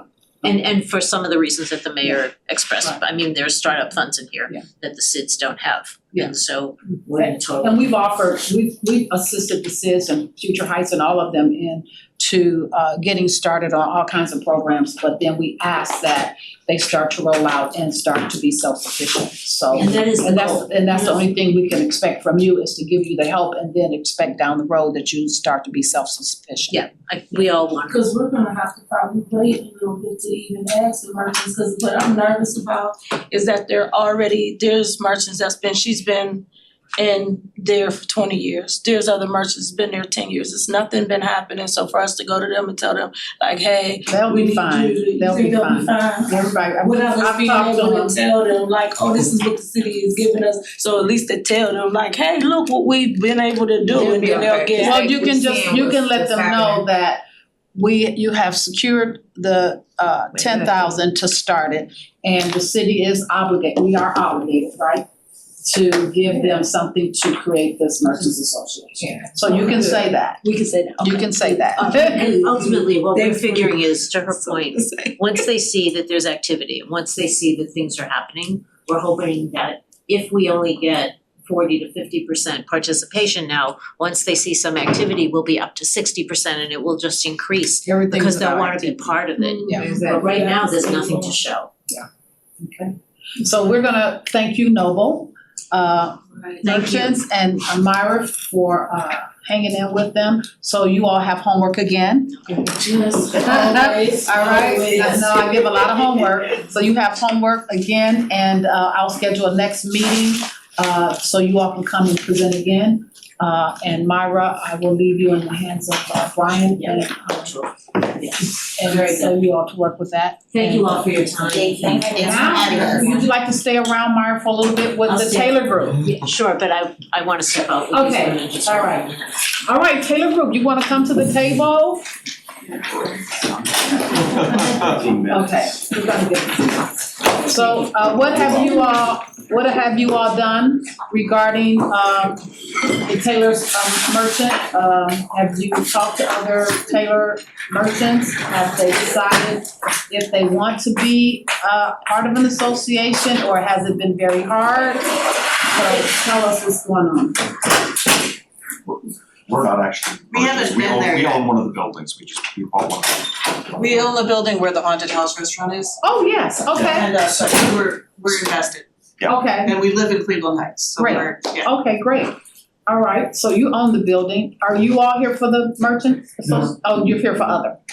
Gotcha. South Overlook, Delaware. Okay. All right. I'm on South Taylor to Washington and South Taylor. That's Purpose Healthcare. I own the building. On where? Washington and South Taylor, Okay. So, right across where the new apartments are. oh, yes, Yeah, right. yes, okay. And I was there for 20 years. I bought that building in 2001. Oh, nice. I just sold the business. I still own the building. Yeah. The business I was doing, somebody's running there and there. What's in the business now? Home healthcare. Home healthcare, okay, And the new owners are leasing from me. okay. So, how's things going with you? So Were you able to we- get anybody together? No, and I mean, I don't even know how long it's been since we started like a little Cedar Taylor group.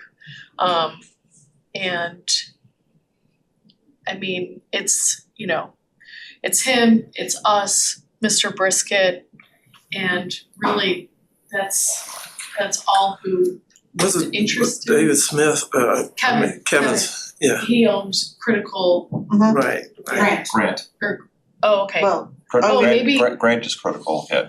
Oh, does he not own the building anymore? I don't. Oh, no, Grant is- Grant's the business owner. Business. Oh, okay, we Yeah. were talking about We were the, talking building. Yeah, but Grant and Critical, he's a single man person operation, so he may very well be online for this, but I don't think, but oh, okay.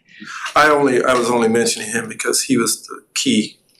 He and Alex really were the driving Because I know there was forces. quite a few of you all here at the last Taylor meeting. Yeah. And I had asked that you all get together and see what all the merchants thought about it. And so we're still at Hasn't square one, so we have to go back.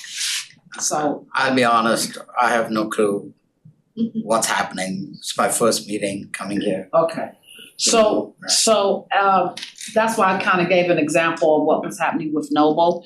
When we had our first meeting, even with Noble and Taylor, all of the other areas of the city has SIDS. And they're able to communicate with the city on what they need for their business district. The two business districts that did not have SIDS were Noble and Taylor. And primarily because most of those business districts, the business owners don't own the building. So the business merchants needed to come together to have a voice, so they'll have an opportunity to talk to the city about what's happening in their business district. And they've been wanting this for a while, and I've been trying to put it together since 2019. And now they really understand what the purpose is and how important it is. So I gave them homework the first time, just like I did you all, to go back. Cause I'll push the cart with you, but I can't pull it. You all have to pull it and I'm gonna push it with you. But I asked them to go back to meet with the merchants in Noble area, the Taylor area. Find somebody, say, you can meet at my space, let's come together. You can invite me in and say what you wanna do, how do you wanna do it, to bring it together. Once you bring it together and say, okay, these are the people who are invested, this is what we want, then you say, oh, well, you could say, hey, Myra, would you mind come over and helping us put together a plan or a structure, since she knows it so well, to say, hey, can you come over and help us do a Zoom, or can you help us put together the structure of us having a merchant association, identifying how long or the area of where you want your merchant association, and then talk about what are you looking for, what do you want, and then that would be your homework. So then once you do your homework, you come back as they did and say, okay, these are the things that we've talked about. These are the things we agreed on. These are the merchants who want to be involved. These are the things we've come up with. Myra can actually help you through some of that because she's kind of an expert on SIDS and how all of these things work. And where you can provide us with a budget and a PowerPoint. So now we can say, okay, now you're on our list. Councilman Cobb, I don't want to be formal. Councilman Cobb has, allocated, and we told you all there's money there for you, but you have to come together and get it. Council is not. I'm saying it again. I will help you push this cart, but I am not pulling the cart for you. So you have to show some initiative that this is what you want, this is how you want to do it, and now we're going to be here to help support you in that area. So is the Taylor area from Mayfield all the way? You're gonna identify what your boundaries will be. So like Noble, they identified their boundaries were from East Cleveland to Mayfield. So you can go as far as you want, as many merchants who wants to participate. So that's something for you all to come together to discuss, to find out what you want, because it has to be merchant driven, not council driven. If I can speak, I mean, like she was saying, we did this 10 years ago? Yeah. It was about 10 years ago when we established the Cedar Taylor Merchants Association, right? And it was actually a 501c3, I think. Kevin got it going, and it was in place. It was back when Mel was with us. Right. Because one of our first meetings was at Mel. They had a meeting in my office, with Ms. Brisk and yourselves and stuff. And I'm looking at where things are now. It's kind of interesting. For me, it's fascinating, interesting, because again, we're on a borderline. Because University Heights is on the other side. And we ran into some obstacles, especially with our streetscaping and things like that, because one side was University Heights.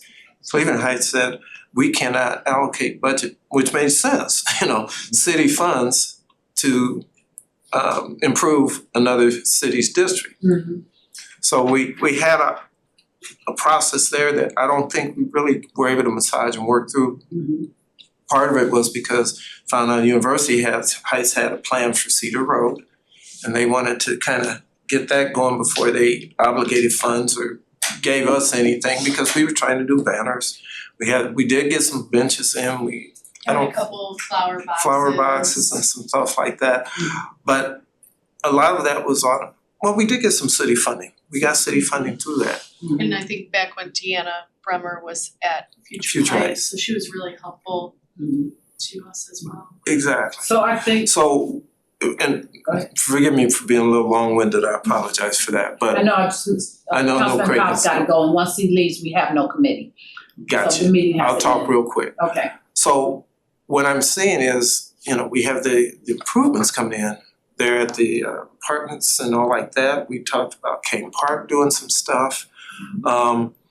I don't know how much further, well, the pet store just did their big improvements. To me, we might be premature. That's just my whole take. You've sent out stuff to the city, to the merchants, and you see what you got. Okay. We can't necessarily force merchants to the table either. So I'm looking at a scenario that says, well, 2 years, 5 years down the line, when some of these projects are fully developed, because we saw the full development, for Cedar Road. That was a big plan. And where did they go? It started at, was it Mayfield? I don't recall, but It was a Cedar Road, you know that, that full plan, and there were developers who actually presented. So what was what gonna are happen. you saying? So what I'm saying is, and God be it, don't let me turn away funds, okay? I don't want to do that, and I wouldn't wanna speak for the merchants for that. I Go was ahead. gonna bring a couple of pieces. Go for it, okay. So first of all, yeah, we've met previously. So we actually went to Case. We've spent the last 35 years in Boise, Idaho. And we met at that round table where you were looking for that coffee shop. We bought the building at where the Haunted House restaurant, Maribel, used to be in August. And we're working on working on filling that with tenants. I really am. I'm really trying to get startups in there as opposed to established, because I know how valuable that is. But the expertise that we actually bring to the table, and heaven help me, I might have helium hand disorder right now, is I'm one of the founders of Think Boise First in Boise, Idaho, which is the local business alliance there that we ended up with some 300 members in the city of Boise. I've sat on multiple council piece things. I've been a board member in several organizations. Hallelujah. Yes. Help is on the way. And including okay. things like sitting on the Boise City parking committee. We are happy to do that kind of grunt work. I don't want to run a retail establishment. We ran the independent bookstore as well as an independent game store, which is how we know Grant, because we're like, oh, we're gonna go check out the game store. But the key thing for me is that if there's interest, or I feel like I'm coming in the man from Mars. It Because sounds we like have we just- need somebody who has the time to do the legwork, to meet the people and to just, Yes. I was also a union rep I was a teacher before that. I was a union rep. But here's the other thing, regardless of all that, it seems that there's a time crunch on some of this, we have to spend the money by a certain point. There are things that the city can do without necessarily needing the merchants to be organized, things like the planter boxes and beautification and things like that don't necessarily require all the merchants on the row are on board to start moving forward with some of those things. So obviously some things that the establishing a district, the marketing is something, but there are things where if there's this has to be done by a certain date, I think there are some things that we could look at and propose and say, these are things the city could spend that money on without necessarily having The purpose of that money was for Merchants Association, number one. There you go, okay. That's what, Number one, and number two, this is the second meeting, so you might have missed the first. We did. We did, we were actually in Boise closing up the sale of the bookstore. Yeah, so I just wanna go back. Yeah. So this is actually the second meeting. Okay. So where the first meeting, they were supposed to do the grunt run, work and get everybody together. So since instance, that did not happen, so we have to start over. So like Noble did, they actually got out with their clipboards and they went to every single merchant. And I told them to divide it out per block. You take this block, that's your responsibility. You take this block, this is your responsibility. Everybody came back with the information they needed. So what we need is how many people are in for having as merchants associations. We need you to meet yourselves, not here at City Hall, yourself, and to figure out what's the area?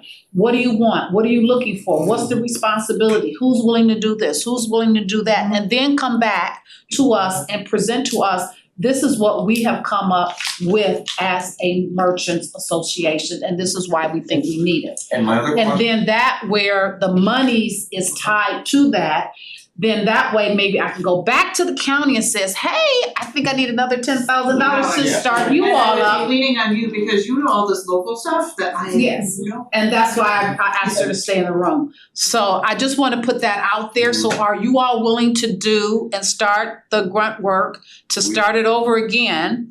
We are willing to do it as long as you see a place for us in this as a building As a owner, building not owner, a not a merchant. merchant. It will be, we can do a combination, I mean, Myra knows, it can be a combination of merchants and building owners or whatever, but you need to have a group. You need to say, this is what we wanna do, this is how we wanna do it, so that the monies can be tied to the Merchants Association, and then I can kinda go back to the county and say, we need another $10,000. So what was To get you happening behind the started. scenes was helpful, even though I did a lot of the I promise you, I know, the work that they did was I gotta give them a part one was that they actually came together and went to the merchants on their own. But also, I said to them, it's your responsibility to create the board. It's your responsibility to determine who the president, vice president, secretary, and treasurer. And then, who are the rest of the board members? What are your boundaries in this district? What do you want to achieve here? Do you want a beautification program, or do you want to just do ads all the time? What are you planning to do? So when they got that together, I met with them and then we said, okay, I'm gonna do a budget. I'm gonna try to get this together for you. So I'm gonna stop now. So you all know Myra. Myra? Yes. Okay, so when we leave, would you all meet with Myra and Myra can take you forward, and you understand that you are going to start the ground running? I got myself. And she's been here twice, so she is definitely vested. And he has been here twice, and he's definitely vested. So please reach out to them. I realized that my helium hand took over. Yes. And Yes. And what I'm going to do is I will reschedule. Oh, I'm not gonna I'll do keep that. up with You're not- Myra, and I'll reschedule another Taylor's meeting, merchants meeting based on you all's progress, okay? The three that came for We just have a very quick chat. yes, come to the table. Following the council meeting. Yes, come to the table real quick, real quick. Councilman Cox, you get 5 minutes? It wasn't even $10. We just.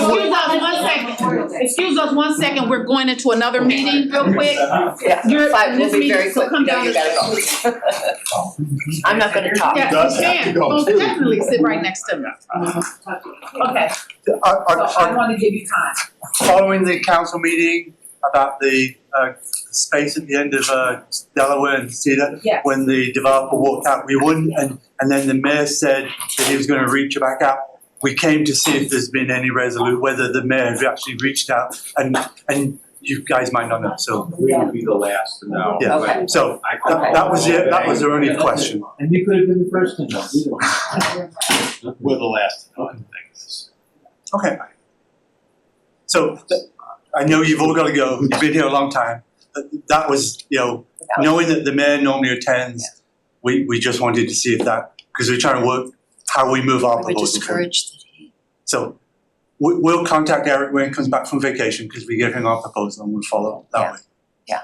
That's- That was all, yeah. You've guys been here playing a lot. Yes, I didn't want thank you you. to just come and not Thank you for the have an opportunity. opportunity Thank to you. speak. We thought we'd ask. Yes, Yeah. okay.